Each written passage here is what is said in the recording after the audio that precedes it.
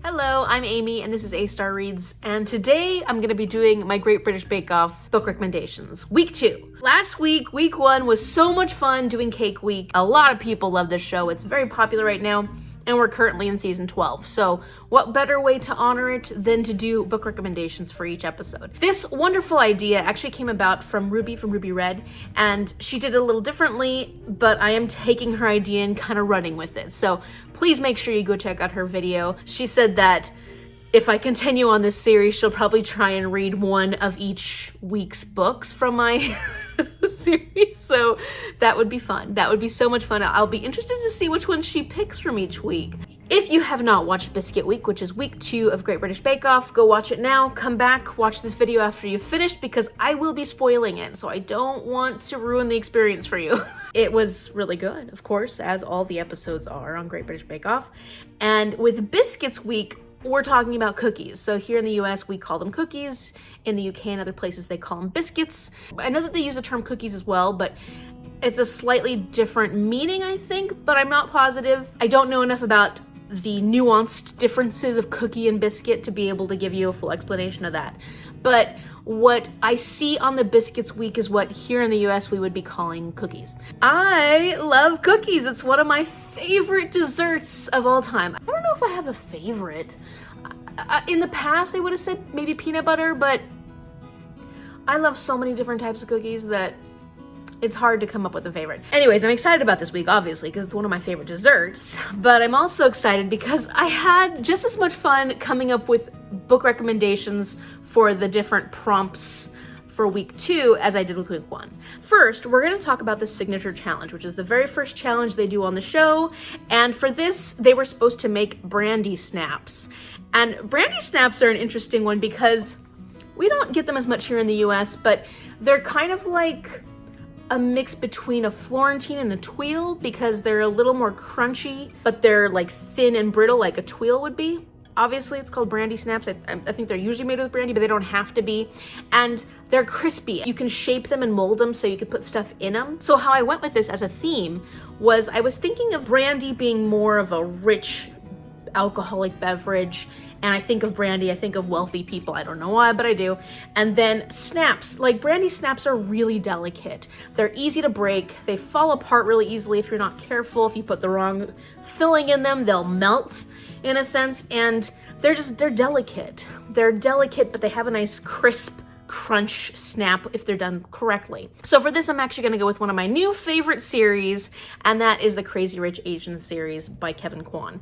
Love this series so much, so much, and it is definitely a series you will love if you love Jane Austen, or if you love anything that has a lot of social commentary like that, but also looks at like wealth disparities in a community and a society. The reason why I picked the Crazy Rich Asians series for brandy snaps is because, for one, if you're thinking about that rich, brandy, wealthy idea, the characters in this are some of the wealthiest within the Singapore and Chinese communities in the society. They are the creme de la creme, the wealthiest of people. Why that also works for the whole snaps part, brandy snaps, is the delicacy of the positions that they hold within society.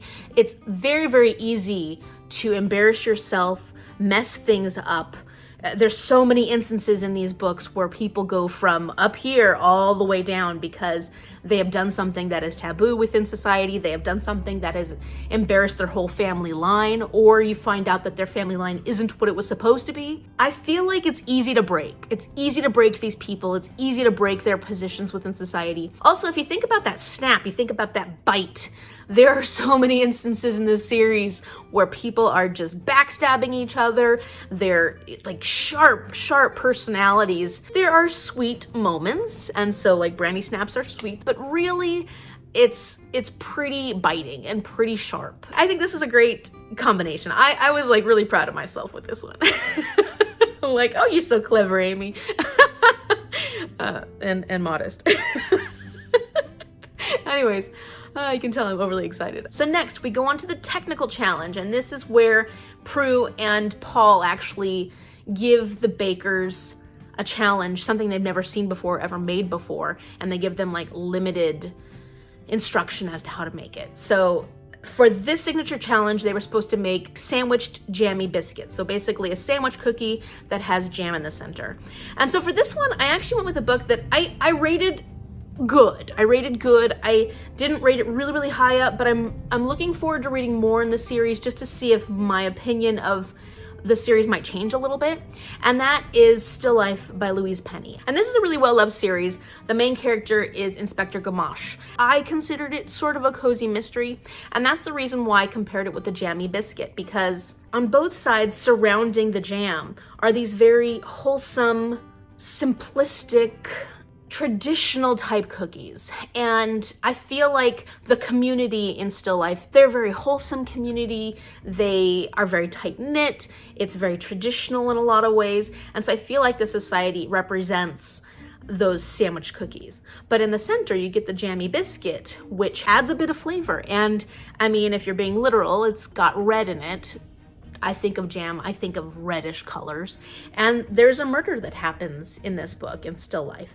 And we're trying to figure out who within the community, who the surrounding cookies has caused this extra flavor. this sticky sort of center of the cookie.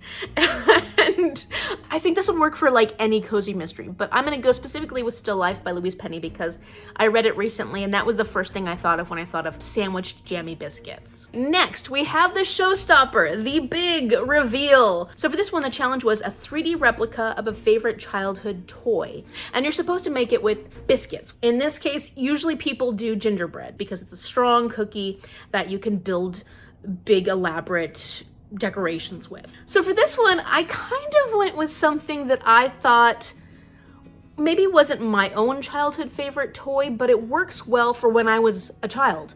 And that is Ready Player One by Ernest Cline. And the reason I went with this is because Ready Player One plays very heavily on that video games of the 1980s. And it also is very nostalgic because it brings in a lot of 1980s trivia, games and toys and bands and different things like that. And I thought this was perfect because I was a child in the 1980s and I remember a lot of the things in this book as being very nostalgic to things that I experienced when I was a child. And so even though it's not necessarily a specific toy, if we think about people who played video games, I mean, I played video games on a Commodore 64 in the 1980s, like super, I'm not young. So I do think about video games because I think of like Hubert and some of the old games I used to play when I was young. And so for me, I thought this represented the whole 3D replica of your favorite childhood toy showstopper really well. Now we're going on to the spoiler part. The winning showstopper piece for this was done by Jurgen. Of course, week 2, Jurgen wins, and that is Grandpa's Windmill, and he created this beautiful windmill, and I think it could turn. The whole point was it had to be interactive in some way. It brought up memories of his childhood. He said that when he was a child, they didn't actually have a lot of toys because they were very poor, but his grandfather actually created these little miniature windmills for him and his brother that they put in the garden, so the boys liked to play with those windmills out in the garden quite a bit. And so for this, I actually decided to go with A Tree Grows in Brooklyn by Betty Smith. And the reason why I picked this is because this is a really nice coming of age story.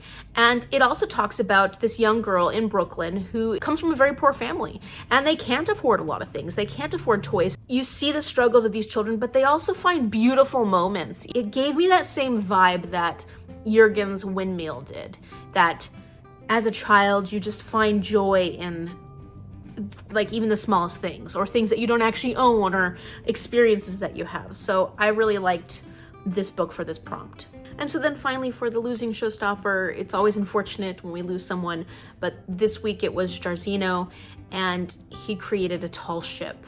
And I love ships, as you know, and I have quite a few books that I thought about when I thought about this prompt. I really couldn't go past The Ship of Magic, the Live Ship Trader series by Robin Hobb. Now, I've only read The Ship of Magic, which is the first in the series, but I loved it so much, gave it 5 stars, and think it has an incredible element to it because the mast of the ship is made with this wood that allows the ship to become alive, to quicken once 3 members of the family have died on the ship, like 3 generations of the family. You can interact with the ship, and it's really awesome. Such an incredible concept. Pick up the Live Ship Traders series by Robin Hobb. You don't have to have read the Farseer trilogy in order to pick up the Live Ship Traders, because it really, at this point, does not depend at all on that first trilogy of books. All right, so those are my book recommendations, and this was so much fun. I'm a little worried about next week because I was thinking about the prompts for Bread Week, because next week is Bread Week, and they're a little more tricky.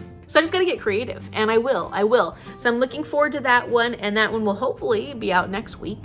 I hope you've enjoyed this, and if you can think of any other books you might have picked for these prompts, let me know in the comment section down below. I'd be curious what you would have chosen. And if you like this video, please give it a thumbs up. It helps me out a lot. And subscribe if you'd like to see week 3 of Great British Bake Off book recommendations, Bread Week. I'm so excited. I'm just having a blast with this, obviously. I'm just way too excited. Thank you so much for watching, and I will see you later. Bye.